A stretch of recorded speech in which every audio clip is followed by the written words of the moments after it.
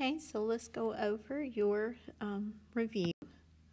For the first ones, you're asked to find the area of the triangles, and this area formula that we've been used to using, we need to find a situation where we have side, angle, side, and we don't quite have that just yet, so we do need to somehow set up a situation where we can find a missing side. So the first thing we might need to do is find the measure of angle A. And if we do that, it looks like measure of angle A is going to be 33 degrees. So the first thing I'm going to do here is set up the law of sines. And so with the law of sines, again, we have sine of 33 over 12. And again, that's coming from this side here. Sine of 33 over 12 is going to be equal to, and then we just pick a side we want to solve for. And I would try to solve for this side here, but you're welcome to solve for the other side. So that's going to be sine of 27 over this side AB.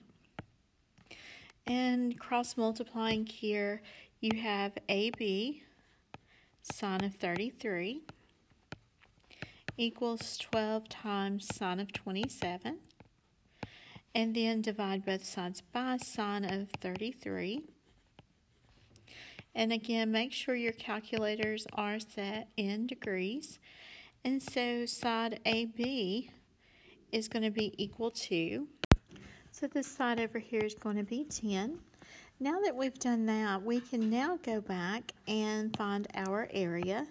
And again, we're going to have our area is going to be 1/2 AB sine C.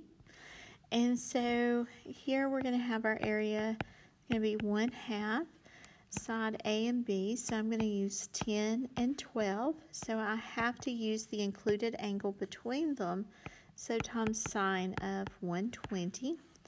And when we put all that in our calculators, we should end up with an area of 52, and this would be kilometers squared. So in question number 2, it's very similar to the same thing. We don't quite have our side angle side that we need, so I am going to go through and find angle C. We need to add our 29 and 29, and then we take that and subtract from 180. Minus 58, and so we see that that missing angle is 122 degrees. So now we're ready to set up our law of sines. We have sine of 122 over 10 is going to be equal to sine of 29 over missing side B. And so now we go through and cross multiply and divide.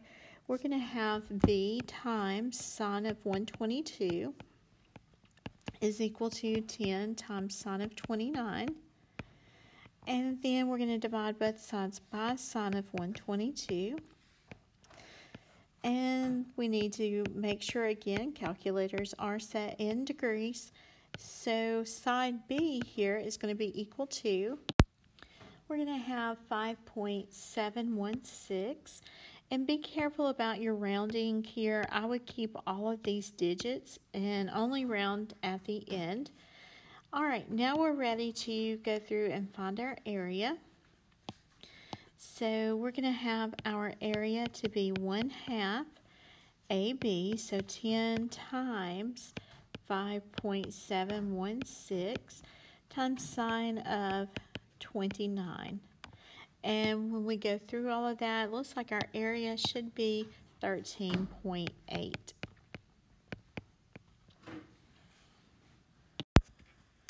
Right, our next problem, again, we don't have enough information just yet, so we do need to go through and find our missing values.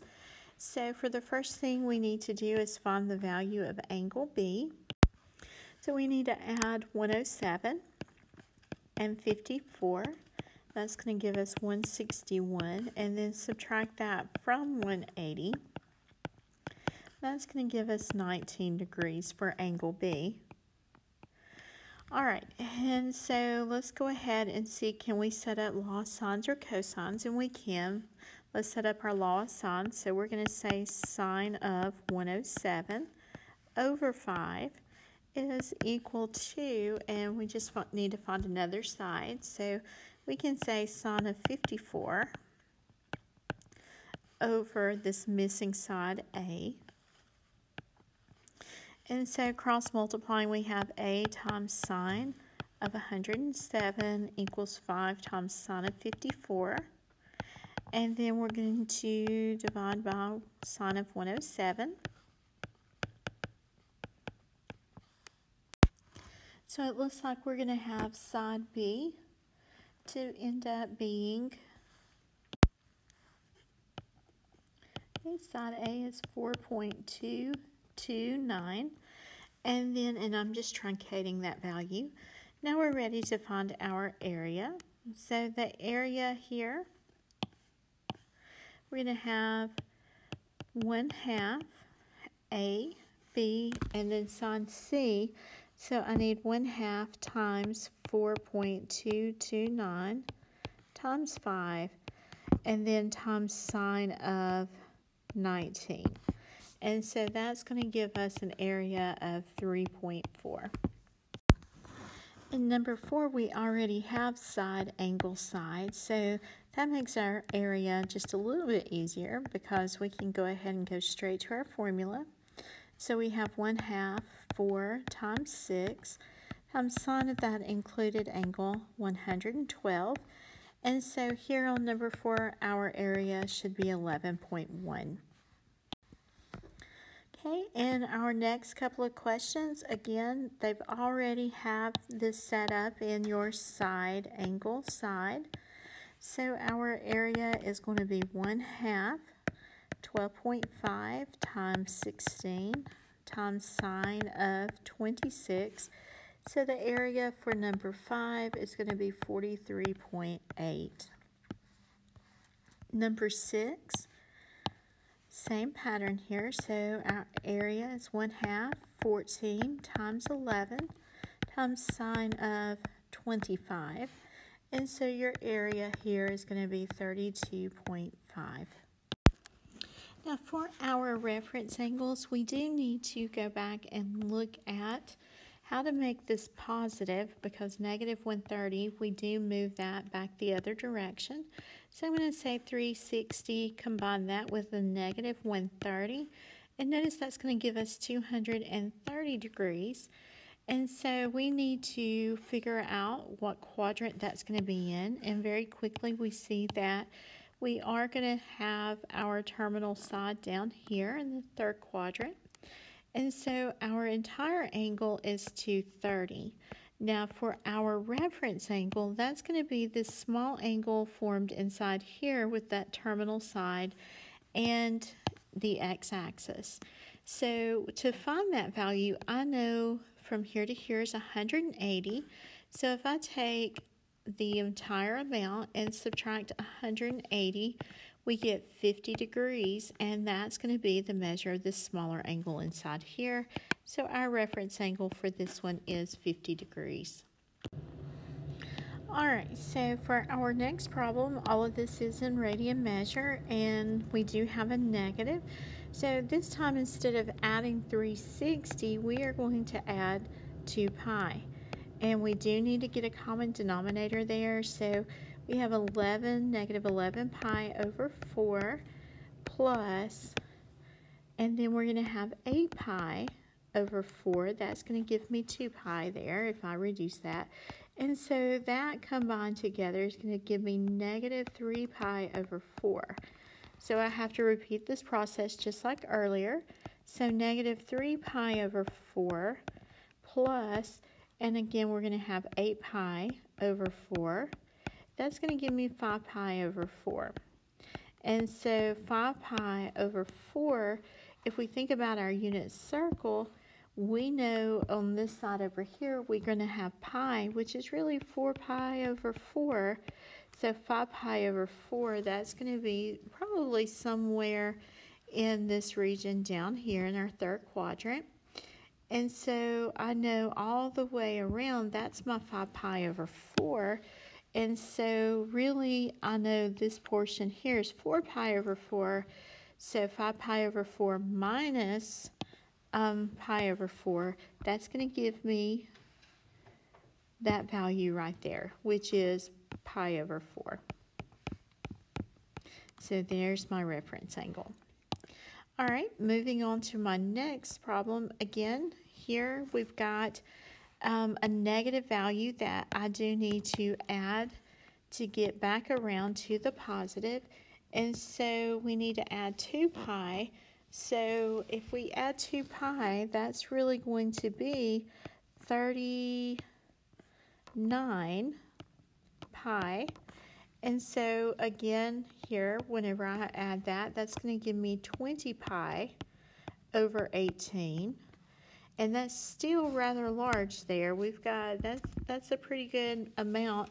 So if we reduce that, which we could look at it, reduced form if you want to, that's going to give me 10 pi over 9. And so again, we know if we're looking at that on the unit circle, I know over here, from here to here, that's going to give me 9 pi over 9. And then all the way around, if I go all the way back over here, that's 18 pi over 9. So I know 10 pi over 9, again, is going to be somewhere in that region.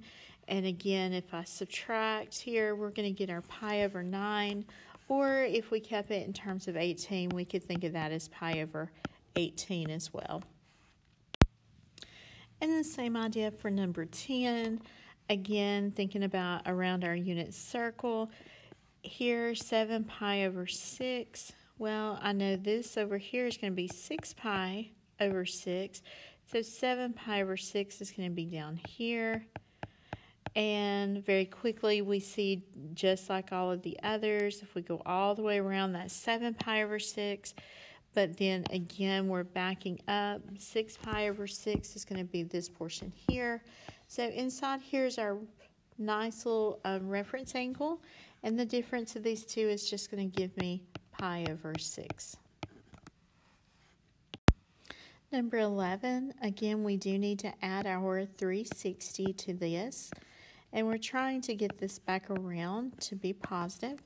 After we initially add 360, we're still negative, so we do have to add another 360 here with that negative 210. And notice we ended up with, let's see, 0, 50, 150. So again, looking at where 150 would end up, 150 is going to be in our second quadrant, so we're going to have something like this. And so here's our given angle of 150. Our reference angle would be inside here. And so if I take that 150 and I say 180, because I know all the way around is 180, and I subtract out that 150, that's going to leave us a reference angle of 30 degrees. Number 12, same idea. Here again, initially we're going to have to add 360 because of the negative.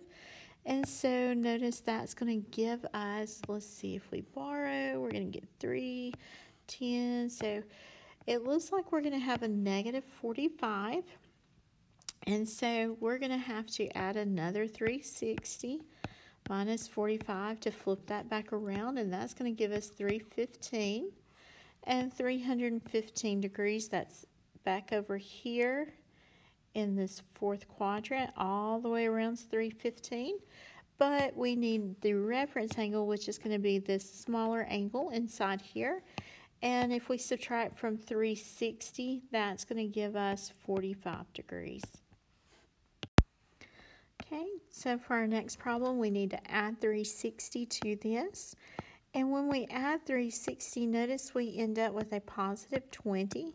So that's going to be in our first quadrant. So looking at this, positive 20 degrees is going to be somewhere inside here, which is already that nice acute angle being formed with the x-axis. So we're finished with that one. Number 14, 7 pi over 4 again. With 7 pi over 4, we know we can subtract all kinds of different values. We've been working through this. And so we see that your reference angle here is going to really end up being pi over 4. Number 15, again, we're adding 360. And so that's going to leave us with 310.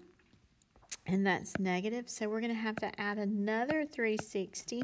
And so that's going to give us 50 degrees. And that is in the first quadrant. So you're finished with that. And again, here, add your 360 because of the negative. And so when we do that, we're going to have 280. And so that's still negative. So we need to add another 360 to that 280. And let's see what that's going to give us. We're going to have 80 degrees, and that's positive, and it's also less than 90 and in the first quadrant. So we're finished with that one. Number 17, we have to solve each triangle, and what we're given first, we need to set up our law of cosines. That's going to be the quickest way to find this, and we're going to label this side over here side B. And so with our law of cosines, we have b squared equals 11 squared plus 17 squared, 2 times the product of those, and then cosine of 34. So to get answer B, keep in mind you are going to need to take the square root of both sides. And when you do that, your side B is going to be about 10. All right, so now that we have that, we can set up our law of sines and find the other values. So again, I found side B to be 10. So let's go ahead and use our law of sines to find angle A. And so to do that, I know I have here sine of 34 over 10, and that's going to be equal to sine of A over 11. And so here I have 11 times sine of 34 all over 10 equals sine of A. And then I do need to do our inverse sine. So inverse sine, and so make sure this is what you're putting in those calculators, so be careful. That's going to give us angle A. So we see that the measure of angle A should give us 38 degrees.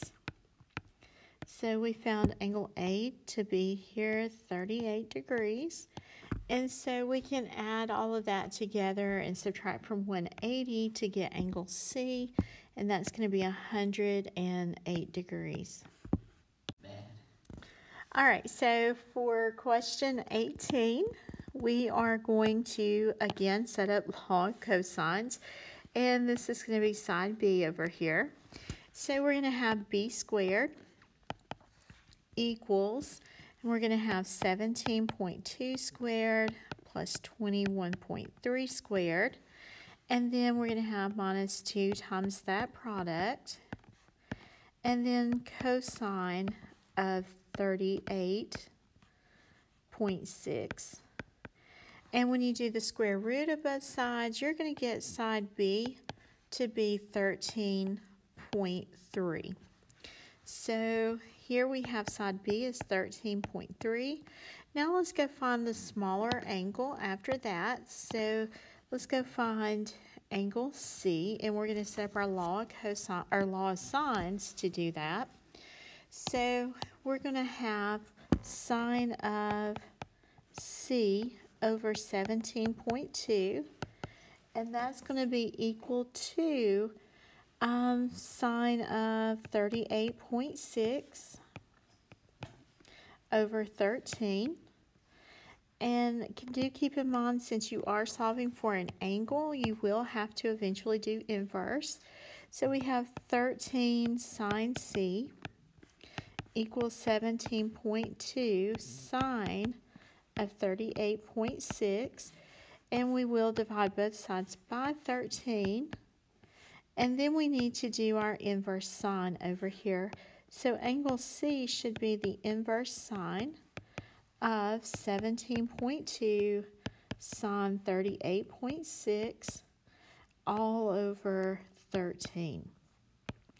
And so that's going to give us a measure of 53.8 degrees. And so after we have that, then we can go back and find the measure of angle A. And the measure of angle A is going to end up being 87.6. Okay, now we will be finding side A. That's what we have the information given to us to find. So we're finding this side over here. So we're going to have a squared equals 8 squared plus 22 squared minus 2 times 8 times 22 cosine of 116. So that's going to give me side A to be 26.5. So this side over here, 26.5. And now we can go back and set up our ratios of law of sines and cosine, or law of sines, to find our other measures. And so let's find angle C. So we will have sine of C over 8 has to be equal to sine of 116 over 26.5. And again, working that out, cross multiplying and dividing and such, you're going to have sine C is equal to 8 times sine of 116 divided by 26.5. And then we'll have to move this over and do the inverse sine of both sides. And so C is going to be 15.7. And then if we go back, we can add and subtract from 180 to get the measure of angle B. And that's going to give us 48.3 degrees. All right, moving on to our next problem. And this one, we've got all three sides given to us. So we need to use, again, the law of cosines, and we need to find that largest angle first in this situation. So in order to do that, here again, we're finding this angle. So the setup, we're going to have 29 squared is going to be 13 squared plus 21 squared minus 2 times 13 times 21 times cosine of this missing angle. So again, you're finding an angle, you're going to have to do your inverse. And so going through working out all of this, you're going to have 841. And then I'm going to go ahead and square and put those together. That's going to give me 610 minus, and then we're going to multiply all of this other stuff out, and that's going to give me 546 cosine C. And we do need to subtract 610 over, and be careful not to try to combine the other. You cannot put together the 610 and the 546. That's a common mistake that gets made. Please don't do that. So that's going to give me 231 equals negative 546 cosine C. And so putting all of this together, and in our calculators we will divide by negative 546. And then we need to do our inverse cosine, because again we are finding that angle measure. And so if we do our inverse cosine of 231 divided by negative 546, that's going to give us 115 degrees. So angle C is going to be 115. Now we can go back, now that we have that angle, and we can set up the law of sines and find the other missing parts. So our law of sines, we're going to say sine of 115 over 29. is equal to, and I don't know, let's just find the smaller angle here. So that's going to be angle A, so sine of A over 21.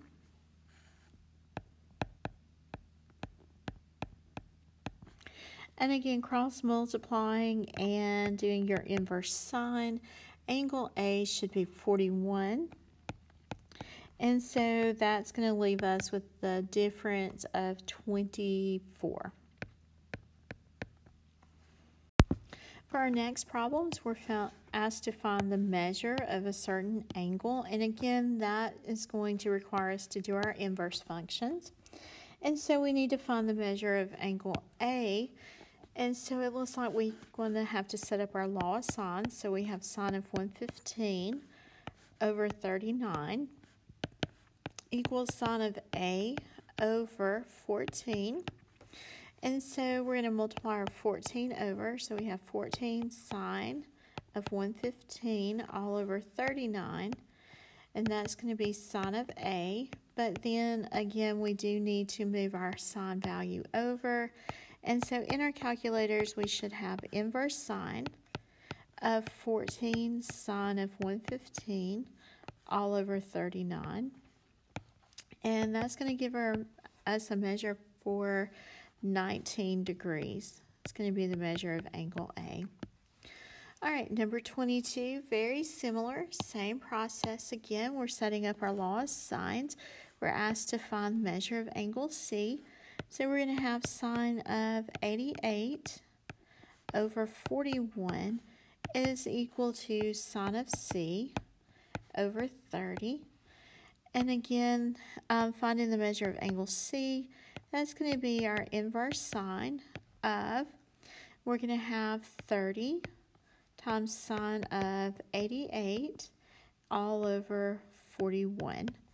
And so the measure of angle C is going to be 47 degrees. Okay, same process again. We have sine of 133 over 45 is equal to sine of A over 27. And so A is going to be equal to the inverse sine of 27 times sine of 133 all over 45. And so that value for a measure of angle A is going to be 26 degrees. Okay, moving on, finding the measure of angle C. And again, here we're going to have sine of 82 over 37 equals sine of C over 25. And again, working through this, we're going to have C is going to be the inverse sine of 25 sine 82 all over 37. And so the measure of angle C is going to be 42 degrees. Okay, here we're given enough information to solve this ratio. Remember, secant is going to be your hypotenuse over the adjacent. And so here's hypotenuse, here's adjacent. So for number 25, you're going to have the ratio of 25 over 7. And please leave your answer just like that. Number 26, cotangent, we need to remember that that is going to be adjacent over opposite. So here's our point of view. And so here's hypotenuse. And up here is opposite. So it looks like I need to find the measure of this side here. And if we do our Pythagorean theorem, we have 5 squared equals 4 squared plus that missing side squared. And so we're going to see that that missing side is 3, or you can remember 3, 4, 5 right triangle. And so from cotangent, you need adjacent over opposite. And so that's going to give me a measure of 3/4. Number 27, cosecant, that is going to be your hypotenuse over opposite. And so here, again, that is going to be your theta. Now be careful, your hypotenuse is here and we don't have the hypotenuse. We do have the opposite side, but we're going to have to do our Pythagorean theorem to find that. So we're going to have c squared equals 7 squared plus 24 squared.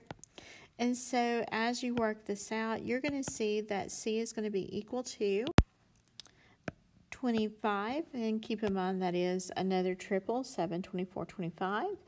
And so here our hypotenuse over opposite, 25 over 7.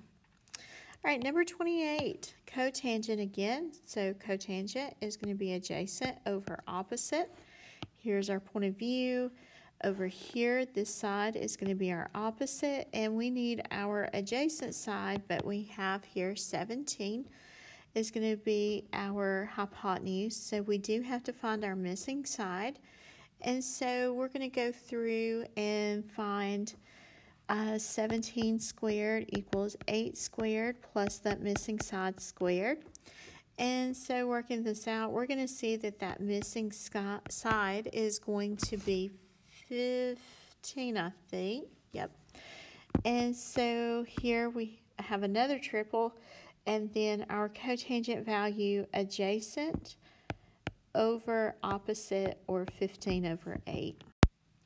Okay, number 29. Again, if we recognize our pattern, this is going to be another 3, 4, 5 right triangle. And so for cotangent, cotangent again is adjacent over opposite. So here we're going to have 4 over 3. Number 30, we're talking about tangent. Again, notice your triangle 7, 25, and this other side is 24. And so tangent is going to be your opposite over adjacent. From this point of view, here's opposite, over here's adjacent. So it's going to be 24 over 7. Number 31. Now, unfortunately, here that's not going to work out to be so nice and neat. We're going to have to find these sides. So we're going to have 23 squared plus 7 squared equals our missing side squared. And so after some calculator work with this and breaking it down, we're going to see that that hypotenuse is 17 on the square root of 2. So here c is 17 root 2. And now we can find cosecant, which is going to be hypotenuse over opposite. And hypotenuse here is going to be 17 root 2 over opposite, which is 7. Okay, again over here we're going to have to find that missing side. We have 13 squared equals, we have here our missing side, 3 square root of 17 all squared, plus that other side. So we're going to have 169 equals 3 squared. Remember, that's going to be 9 times, and then here that's just going to give us 17 plus x squared. So finishing this out, we're going to see that x is equal to 4. And so now we can go through and do our cosine. From this point of view is going to be our adjacent, which we just found to be 4 over hypotenuse. So we're going to have 4 over 13. Okay, number 33, again, that's a good triple. We've got 24, 25, and I think the other side, oh, we don't even need it. What am I doing? All right, so we have our opposite side here. This is opposite. Here's hypotenuse. And so cosecant is going to be hypotenuse over opposite. So again, there's 25 over 24. Number 34 is a play from the 3, 4, 5 right triangle. So that's 3, 5. So over here would be 4. So that tells me that's 8, which is, you need to learn these, especially for ACT. This is a good thing to know. So sine here, again, is going to be opposite over hypotenuse, or you can reduce that down to 4, 5 since it's a ratio. Okay, now these triangles, since we have right triangles, we can go back to our trig functions of, remember, some old hippie caught another hippie tripping on acid, as the story goes. And so with our right triangle trig, we can do that fairly quickly here. So let's see, we're looking for the measure of the indicated angle, so I'm looking for that angle there. So from that point of view, notice I have opposite and I have adjacent, so I'm going to have to use tangent of theta is going to be opposite over adjacent. And then again, I am solving for that angle, so I'm going to say inverse tan of 6 over 15. And so when we put that in our calculators, notice that we'll end up with 21.8 degrees. All right, so number 36. Again, idea here is going to be using our trig functions.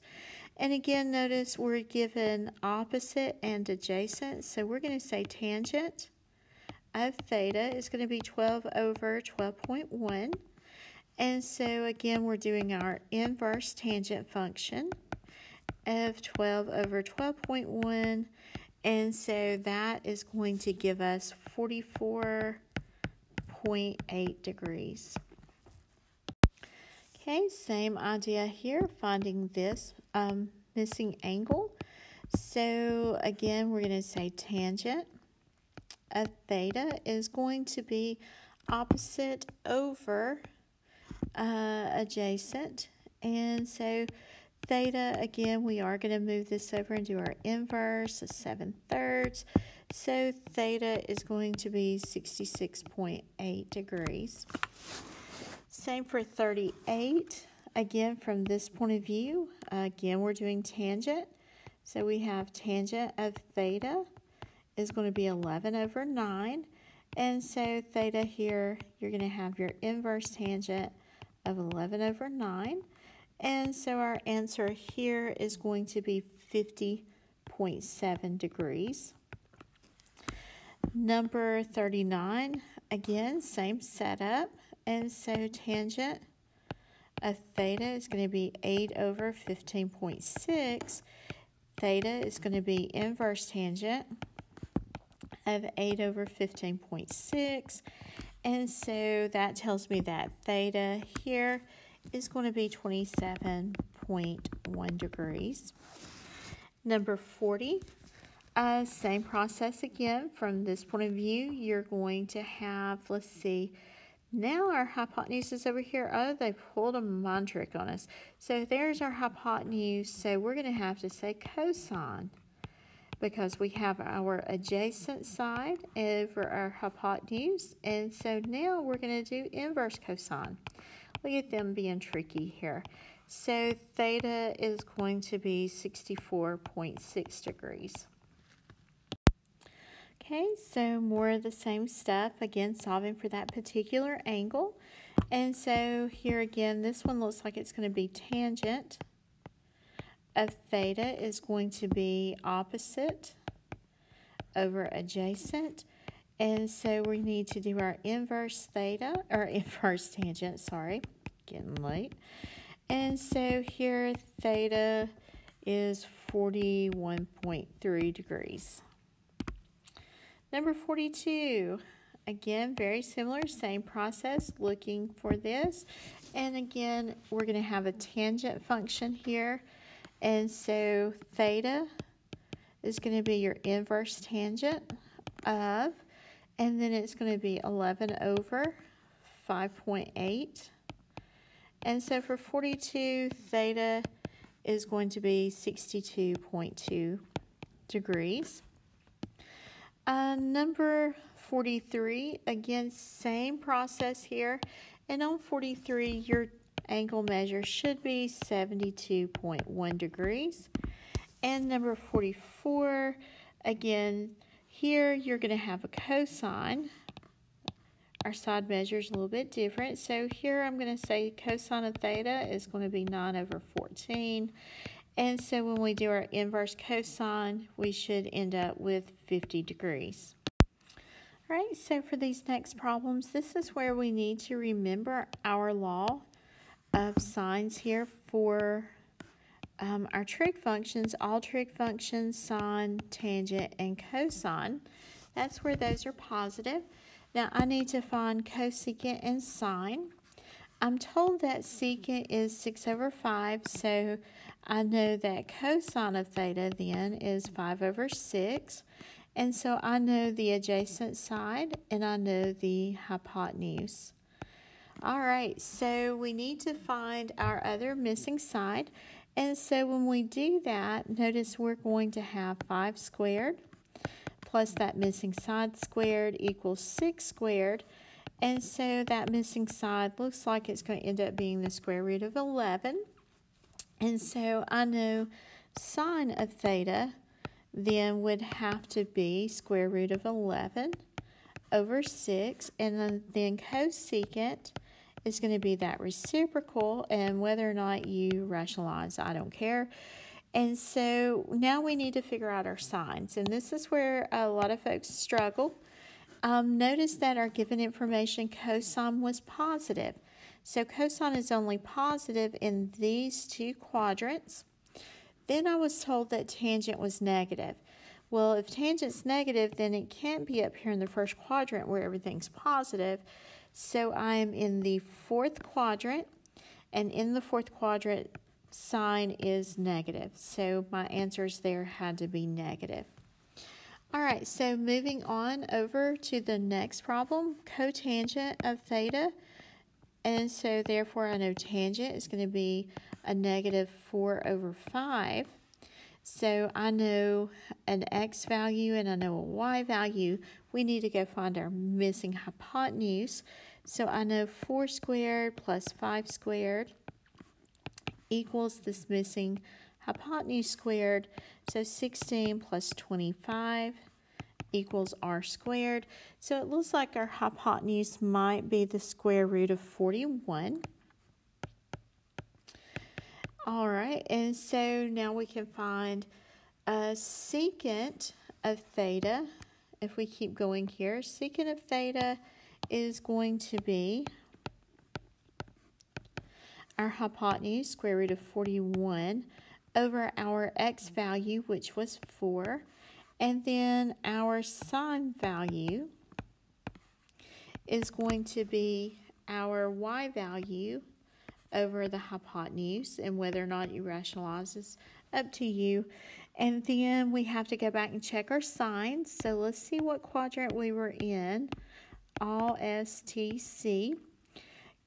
Cotangent was negative, so cotangent is going to be negative either in the second quadrant or the fourth quadrant.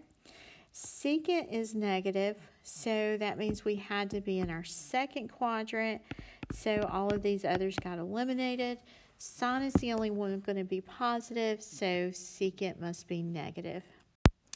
Okay, so what we are given here is that tangent is 9 over 5, so I know automatically that tangent, y is going to be 9 and x is going to be 5. And I need the hypotenuse to find sine and cosine. So I'm going to have 9 squared plus 5 squared equals that missing hypotenuse squared. So we have 81 plus 25 equals r squared. And so it looks like we can reduce this down a little bit. We're going to have r to be the square root of 106. And so now let's go through and find cosine of theta is going to be x over r, so 5 over the square root of 106. And sine of theta is going to be y over the square root of 106. And now let's check our signs, ASTC. We are told that tangent is negative, so that removes those quadrants. And then cosecant is also negative. So notice that the only trig function remaining is cosine. That's the only one that can be positive. So our other answer has to be negative. All right, number 48. We're told that cosine is 3 over 7. So then that tells me that x is 3 and r is 7. And so we need to find our y value. And so we're going to end up with y once you go through and solve all of this. Let's see. we're going to have 9 plus y squared equals 49. And so it looks like y is going to be 2 root 10. And now let's go back up and find secant. Well, secant's kind of going to be pretty easy there. It's just the reciprocal of cosine, so 7/3. And then we need to find tangent. And tangent is going to be your y value, 2 root 10, over your x value, which was 3. And then we're going to go through and we need to check our signs. So to check our signs here, we need to go back again. We have A, S, T, C. Cosine is positive, so that eliminates those. And then sine is negative. And so notice the only trig function that can be positive is cosine, so tangent's got to be negative. Okay, so sine is negative 1/2. So again, I know that y is 1, r has to be 2, and so we need to find x. So it looks like x is going to be the square root of 3. And so now let's see, cosecant, well that one's just going to be the reciprocal of what we're given. And so the reciprocal of negative 1/2 is negative 2. And then we need to find tangent, which is going to be your y over x. And y over x is going to be 1 over root 3. And notice that we are told that tangent has to be negative. So this one we can kind of cheat and go ahead and put our negative there. And that's going to take care of all of those. All right, number 50. Again, here we are given sine. So I know that the y value is 1. I know r is 4. So we have x squared plus 1 squared equals 4 squared. So x is going to be the square root of 15. And so from there, we can go through and find our other measures. So cosecant, which again, that's kind of nice because it's the reciprocal of sine, so I know that's going to be 4. And then cotangent, though, that's going to be your x over r, or x over y, sorry. So square root of 15 over 1, or square root of 15. But now we need to check our signs. So let's go back and check ASTC. And we're told here sine is positive, so we eliminate those. And then cosine's negative, so that means that we are in the second quadrant, so only sine is positive, so our cotangent needs to become negative. All right, so here we're told that cosine is 5 over 6. So I know x is 5, r is 6. And so we need to find our y value. And so that y value is going to be the square root of 11. And so when we come back over here, we've got to find sine of theta, which is y over r, so root 11 over 6. And then tangent of theta is going to be y over x. And now we've got to find our signs. So we have ASTC. And for our signs here, we've got cosine is positive, and then tangent is negative. So we're in the fourth quadrant, which cosine is the only trig function positive there, so everything else must be negative.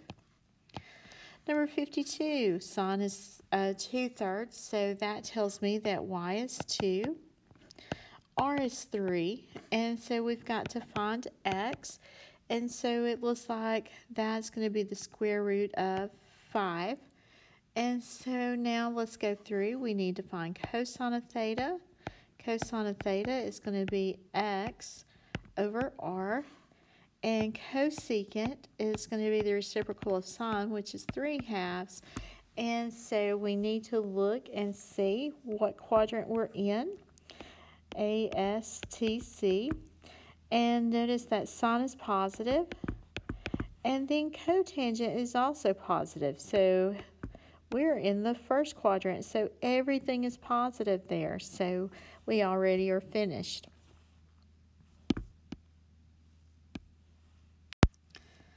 right, number 53. We are told cosine is -1/4. So then I know that x is going to be 1. I know r is going to be 4.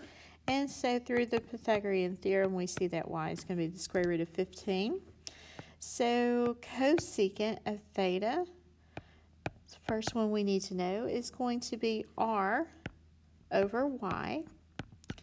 And then secant of theta, well, that's just going to be the reciprocal of what we're given. So that's going to be -4.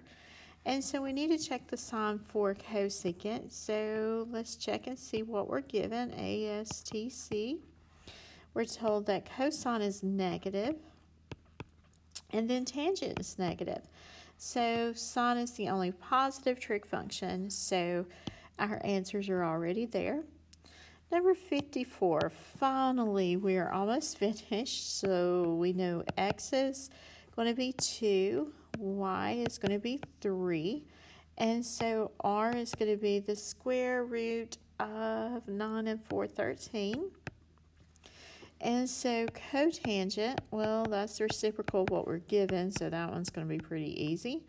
And then cosine, and cosine is going to be x over r. And again, this is one of those nice, cosine has to be negative. It's showing us right there. So we are finished.